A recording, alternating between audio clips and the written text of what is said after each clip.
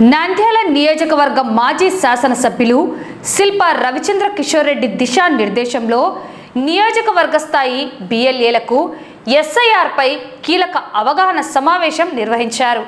ఈ కార్యక్రమానికి నియోజకవర్గం నుండి వైఎస్ఆర్సీపీ ముఖ్య నాయకులు, ప్రజాప్రతినిధులు, కార్యకర్తలు పాల్గొన్నారు. కేంద్ర పార్టీ కార్యాలయ ప్రతినిధులు ముఖ్య అతిథులుగా హాజరై కేంద్ర ప్రభుత్వం నిర్వహించే ఎస్ఐఆర్ సర్వేపై బిఎల్ఏలకు పూర్తి స్థాయిలో అవగాహన కల్పించారు.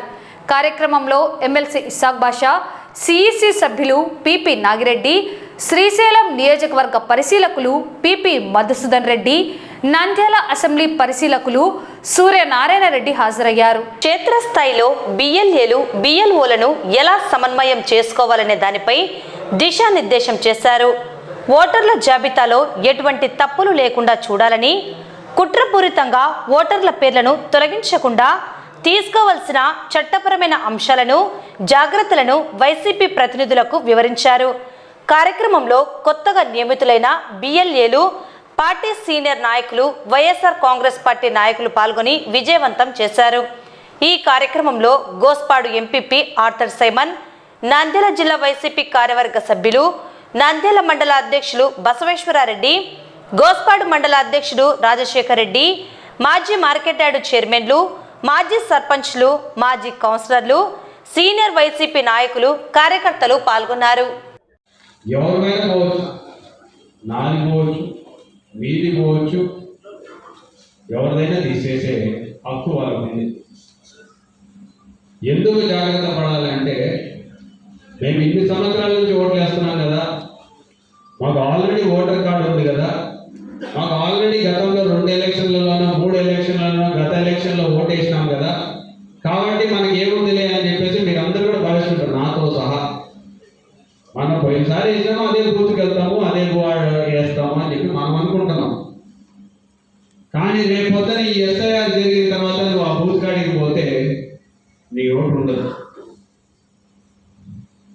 1 కాదు 2 కాదు 50,000, పొరపాటున 50,000 మంది దానిలో మన వాళ్ళవి ఎక్కువగా ఉంటే అసలు ఇక మనం ఎన్నికలు అనేది చేయడం కూడా సాధ్యపడదు. ఎన్ని ఓట్లు కావాలి, మనం 50,000 గొప్ప పెట్టి కూర్చాలి.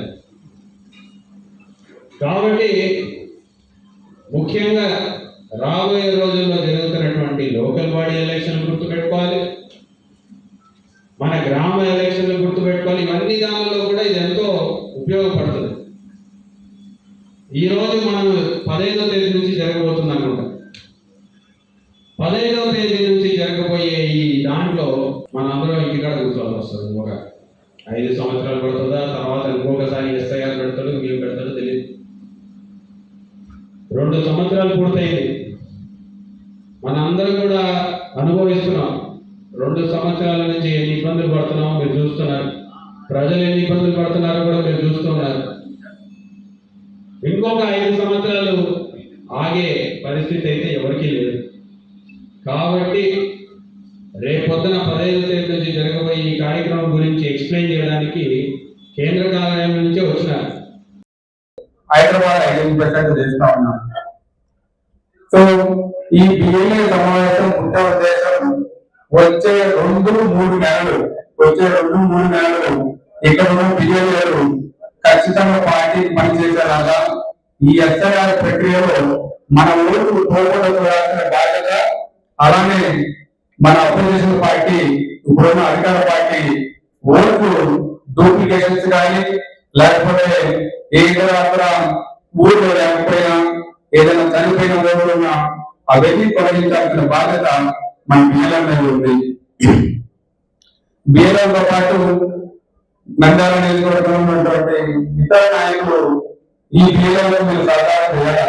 ఈ బిఎల్ఏలో ఒక్కరితో అయ్యేదే కాదు, ఇది చాలా ఇంపార్టెంట్. గత 4 సంవత్సరాల్లో మీరు గమనిస్తే ఎస్ఐఆర్ ప్రక్రియ జరిగినటువంటి వివిధ రాష్ట్రాల్లో అక్కడ ఓట్లు శాతం ఎక్కువ తీయడం వల్ల అధికార పార్టీలు అధికారాన్ని కోల్పోయి అక్కడ బీజేపీ అధికారం చేపట్టింది.